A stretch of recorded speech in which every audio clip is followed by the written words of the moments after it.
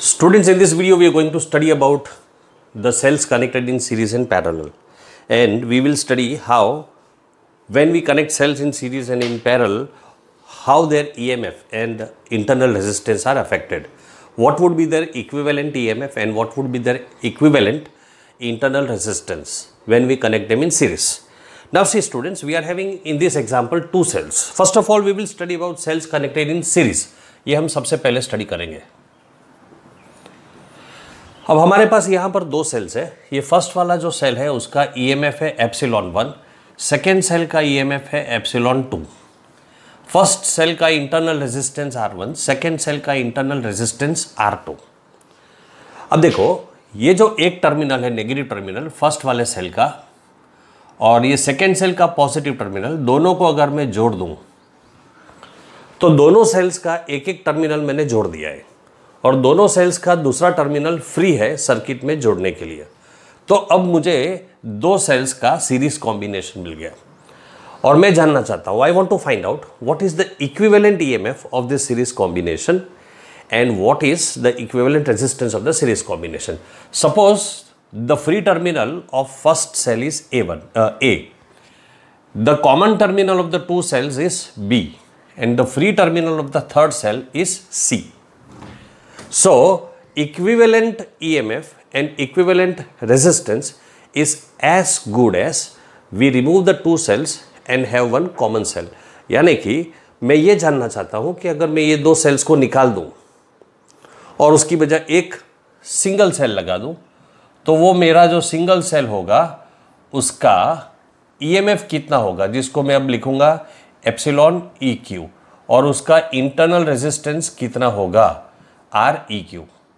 ये हमारा point A और ये पॉइंट C है. तो हम A और C के बीच में ये दो सेल्स को निकालकर एक कॉमन रेजिस्टेंस लगाना चाहे तो उसका इक्विवेलेंट EMF और उसका इक्विवेलेंट रेजिस्टेंस कितना होना चाहिए वो हमें ढूंढना है. एकदम सिंपल है. स्टूडेंट्स देखो, हमने पहले भी स्टडी किया था कि किसी भी सेल का जो बाहर का एक्सटर्नल पोटेंशियल डिफरेंस जो होता है उसको हम टर्मिनल वोल्टेज बोलते हैं. तो हमारे ये वाले फर्स्ट सेल का जो टर्मिनल वोल्टेज होता है उसको हम डिनोट करेंगे VAB. और कैसे फाइंड करेंगे उसको, VA माइनस VB. अब मैं आपको याद करवा दूं बच्चों कि टर्मिनल वोल्टेज का फॉर्मूला होता है V is equal to epsilon minus IR. Epsilon is the EMF of the cell, I is the current flowing through the cell, and R is the internal resistance of the cell. In this cell, EMF of the cell is epsilon 1. So I have VAB is equal to epsilon 1 minus current तो पूरे cell में से same होगा. अभी आपको ये भी याद करवा दो स्टूडेंट्स कि करंट हमेशा पॉजिटिव से नेगेटिव की तरफ फ्लो होता है.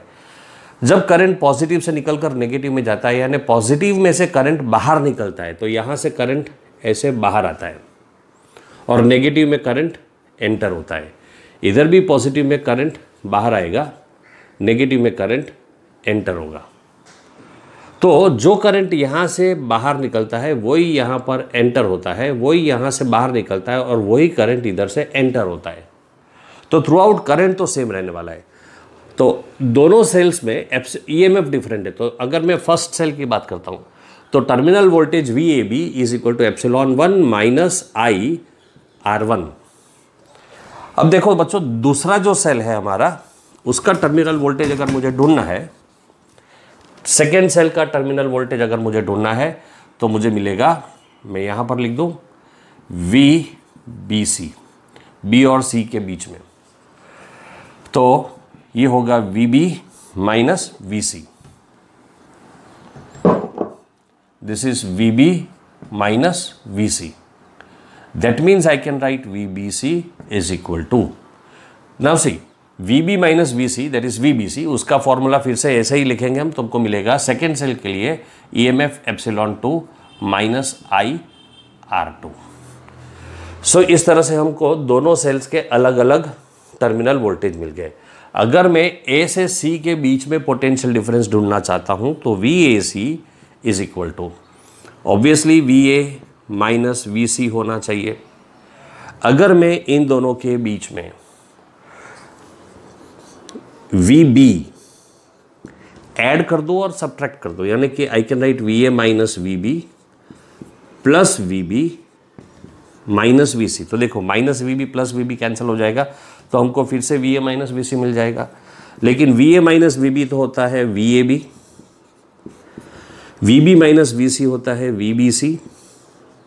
वी ए बी की वैल्यू है epsilon 1 minus I R 1, V B C की वैल्यू है epsilon 2 minus I R 2। I can write this as epsilon 1 plus epsilon 2 minus I into R1 plus R2। ये हो गया हमारे इस पार्ट का एक्सप्लेनेशन। अगर मैं इक्विवेलेंट रेजिस्टेंस की बात करता हूं तो यहां से मुझे मिलेगा VAC is equal to epsilon EQ minus उसमें से फ्लो होने वाला करंट तो वही है I मल्टीप्लाइड बाय REQ। अब स्टूडेंट्स ये इक्वेशन और ये जो पूरा इक्वेशन है VAC का, ये दोनों इक्वेशन तो सेम है। तो अगर मैं इन दोनों इक्वेशंस को कंपेयर करूं तो EEQ will be equal to epsilon 1 plus epsilon 2। So I have epsilon EQ is equal to epsilon 1 plus epsilon 2, यानी कि इक्विवेलेंट EMF जो होता है वो इन दोनों EMF का सम होता है। अब मेरे पास तो 2 सेल्स थे, अब आपके पास एनी नंबर ऑफ सेल्स होने दो। Even if you have n cells, then epsilon EQ will be epsilon 1 plus epsilon 2 plus epsilon 3 plus epsilon 4 up to epsilon n. So in general now I can write epsilon EQ is equal to epsilon 1 plus epsilon 2 so on till epsilon n in general for any number of cells. Similarly, if I compare I REQ and I R1 plus R2, then you have REQ is equal to R1 plus R2 plus R2. In this case, we were having only 2 cells. So, REQ is equal to R1 plus R2. So, in general, you will have REQ is equal to R1 plus R2 plus so on till Rn. So, students, that is the entire derivation for cells connected in series. One important point that you should remember here, we had connected these cells in such a way that the negative terminal of first cell is connected to positive terminal of the second cell. But by any chance, if I do it the other way, negative terminal of the first cell is connected to the positive terminal of the second cell, then the direction of current here may reverse. Here the current enters in this direction and comes out from this direction. In that case, what we would do? In that case, students, remember, you will have equivalent EMF is equal to epsilon 1 minus epsilon 2. तो अगर आपके पास n sales है तो आपको सिर्फ ये देखना है कि जो भी सेल उल्टा कनेक्ट किया हुआ है उसका साइन आप चेंज कर दो। उसी तरह से इक्विवेलेंट रेजिस्टेंस होता है वो तो सब में प्लस ही रहेगा, ये आपको याद रखना है। बस जिस सेल में आपने पोलैरिटी चेंज किया है, यानी कि पॉजिटिव और नेगेटिव को इंटरचेंज कर दिया है, उस सेल के लिए आप प्लस की जगह माइनस साइन डाल दोगे। So that is very simple students. So remember the equivalent EMF of cells connected in series is the sum of individual EMFs of the cell. And equivalent resistance of the cells, internal resistance of the cells connected in series is the sum of individual internal resistance. ये तो obvious है, हमने पहले भी जो resistance series में study किया था उसमें भी आप series में connected सारे resistances को add कर देते हो.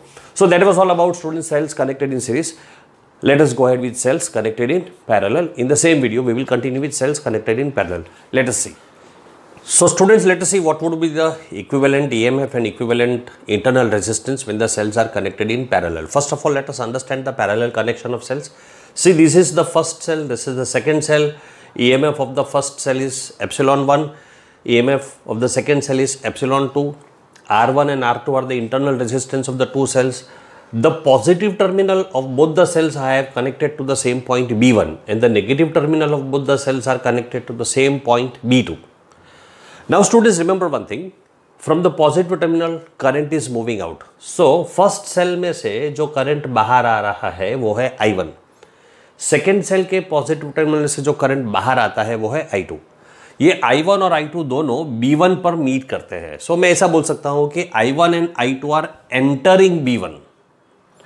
अब ये दोनों यहां मीट करते हैं तो इधर से जो चार्ज इधर B पर आया है B1 पर, वही चार्ज बाहर निकलेगा। सो I is the current going out of B1. So I can say current I1 and I2 are entering at B1 and I is leaving out from B1. तो जितना करंट एंटर होता है उतना ही current बाहर आएगा। So I can say I is equal to I1 plus I2. Let me call this as equation number 1। काम का equation है, आगे हम इसको अप्लाई करेंगे। Now student C across the points B1 and B2 the potential difference, that means the terminal voltage V, B1, B2, मैं सिर्फ इसको V डिनोट कर दूं तो भी काफ़ी है, is equal to V B1 minus V B2। ठीक है,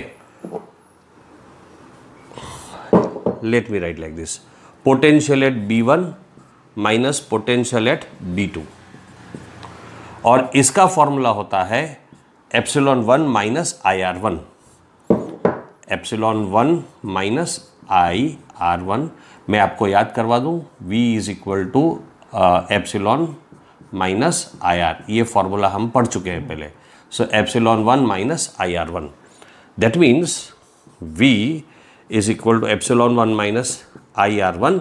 ये दोनों को इक्वेट कर दिया। देखो अब IR1 को मैं लेफ्ट में ले जाऊं, V को राइट में ले आऊं, तो मुझे मिलेगा I। अच्छा, ये जो फर्स्ट वाला सेल है उसमें से निकलने वाला करंट कौन सा है? I1 है, तो मुझे I1 R1 लिखना पड़ेगा। So this is I1 R1। So I1 R1 is equal to epsilon 1 minus V हो जाएगा, एप्सिलॉन 1 माइनस V।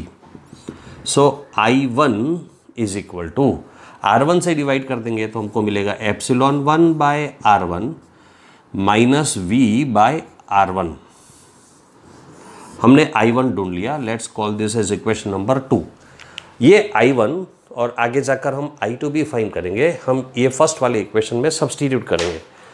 देखो अभी आगे, ये हमने फर्स्ट सेल को कंसिडर किया था। अब अगर मैं सेकेंड सेल को कंसिडर करता हूं तो सेकेंड सेल भी same points B1 and B2 के बीच में ज्वाइन किया हुआ है। So V is equal to, फिर से मैं लिख सकता हूं V B1 plus minus V B2। So therefore V is equal to, second cell का EMF है एप्सिलॉन 2 माइनस, मैं ये वाला फॉर्मूला अप्लाई कर रहा हूं। सेकेंड सेल में से फ्लो होने वाला करंट है I2 और सेकेंड सेल का इंटरनल रेजिस्टेंस है R2। अब मैं I2 R2 को लेफ्ट में ले जाऊं और V को राइट में ले जाऊं, सो we will have I2 R2। मैं I2 R2 को लेफ्ट में लेकर गया, V को राइट में ले आया, is equal to epsilon 2 minus V2। So therefore I2 is equal to epsilon 2 by R2 minus V2 by R2। V तो थ्रू आउट सेम है, इसलिए V2 लिखने की जरूरत नहीं है। ये हमको मिल गया I2। Now students, the values of I1 and I2 we will substitute in equation number 1। So from 1, 2 and 3, therefore from equations 1, 2 and 3, what do we get? I is equal to I1. This is the value of I1.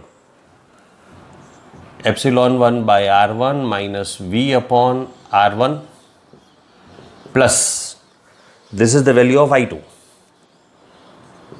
Epsilon 2 by R2 minus V by R2. I can write this as, simplify करने के बाद, Epsilon 1 by R1 plus Epsilon 2 by R2. Here I can take out V common, and in bracket we will have 1 by R1 plus 1 by R2. We can further simplify this and write it as LCM ले लेंगे हम, तो LCM लेने पर हमको मिलेगा I is equal to, this can be written as epsilon 1 R2 plus epsilon 2 R1 upon R1 R2 minus V into R1 plus R2 upon R1 R2। अब ये पूरा टर्म लेफ्ट में ले जाऊं, ये पूरा टर्म राइट में ले आऊं, तो मुझे मिलेगा V into R1 plus R2 upon R1 R2 is equal to, ये टर्म जैसा था वैसा रहेगा, epsilon 1 R2 plus epsilon 2 R1 upon R1 R2 minus I। अब स्टूडेंट्स ये पूरा टर्म अगर मैं राइट में ले जाता हूँ तो रेसिप्रोकल हो जाएगा। रेसिप्रोकल हो जाने के बाद इसके साथ और इसके साथ I के साथ दोनों के साथ मल्टीप्लाई हो जाएगा, तो हमको मिलेगा V is equal to epsilon 1 R2 plus epsilon 2 R1 upon R1 R2 multiplied by इसका reciprocal R1 R2 upon R1 plus R2 minus I into R1 R2 upon R1 plus R2. So finally we have V is equal to, this R1 R2 gets cancelled and we have epsilon 1 R2 plus epsilon 2 R1 upon R1 plus R2 minus I into R1 plus R2 upon R1 plus R2. This is multiplication. Now students, I want to understand that if I remove these two cells and have a single cell between the points A and C, where this single cell has EMF equivalent to the EMF of these two cells in parallel and internal resistance which is equivalent to the internal resistance of these two cells in parallel, then when they are connected between this, when this equivalent cell is connected between the same terminals, what would I have? I would have V is equal to epsilon EQ minus इसमें से flow होने वाला current है I into REQ। अब students ये equation और ये ऊपर वाला इक्वेशन अगर मैं कंपेयर करता हूं तो मुझे क्या मिलेगा?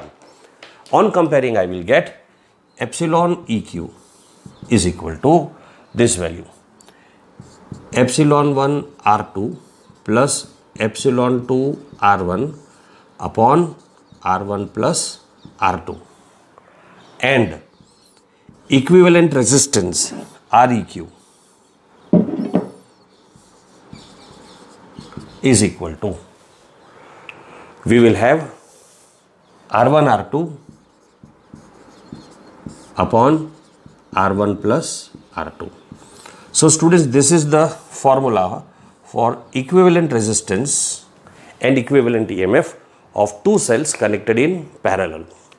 So ये दो सेल्स की स्टोरी हो गई, लेकिन दो से ज़्यादा सेल्स हो गए तो क्या होगा? एक बात, और दूसरी बात, ये सारी जो स्टोरी मैंने यहाँ पर लिखी है उसी को थोड़ा सा अलग तरीके से मैं चाहूँ तो लिख सकता हूँ. I don't have enough space on the board, so let me rub out the initial portion. You can pause your video and copy this part. Let me go ahead further. देखो स्टूडेंट्स, यहाँ पर ये दो equations जो मैंने लिखे हैं उसको थोड़ा अलग तरीके से लिखते हैं. ये जो REQ मैंने लिखा है, अगर उसका मैं रेसिप्रोकल कर देता हूँ REQ का, तो मुझे मिलता है 1 upon REQ is equal to R1 plus R2 upon R1 R2. ये हो जाएगा R1 upon R1 R2 plus R2 upon R1 R2. यहाँ से R1 कैंसिल हो जाता है, यहाँ से R2 कैंसिल हो जाता है, तो मैं लिख सकता हूँ 1 upon REQ is equal to 1 upon R1 पहले लिख दूँ मैं, फिर 1 अपॉन R2 लिख दूँ. ये सारा है ना स्टूडेंट्स, डिटेल में इतना एक्सप्लेन नहीं किया टेक्स्ट बुक में, सीधे सीधे ये दे दिया है. तो very often students gate confused, सभी को नहीं समझता है, कुछ बच्चे कन्फ्यूज हो जाते, मैंने थोड़ा डिटेल में लिख दिया है. अब अगर मैं students epsilon EQ upon REQ करूं तो मुझे क्या मिलेगा?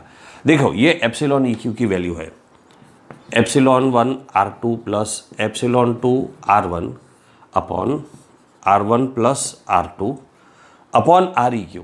अब अपॉन आर ई क्यू करूँगा तो इसका रेसिप्रोकल हो जाएगा, so multiplied by R1 plus R2 upon R1 R2 हो जाएगा, तो ये टर्म कैंसिल हो गया। So we will have epsilon 1 R2 upon plus epsilon 2 R1 upon R1 R2. This can be further simplified and written as epsilon 1 R2 upon R1 R2 plus epsilon 2 R1 upon R1 R2.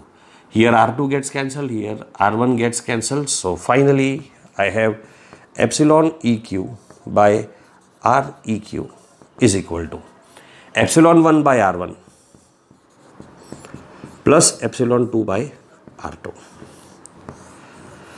Now we can extend this formula for any number of resistors. हमने ये सारा derivation जो किया था दो sales को लेकर किया था, लेकिन अगर हमारे पास दो से ज़्यादा सेल्स पैरेलल में कनेक्टेड होंगे तो मैं इसको एक्सटेंड करके ऐसे लिख सकता हूँ इक्विवेलेंट रेजिस्टेंस को।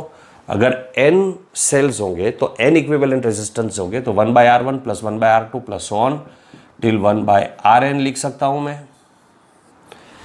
और उसी तरह से n सेल्स के लिए मैं यहाँ पर एक्सटेंड करके एप्सिलॉन n बाय Rn लिख सकता हूँ।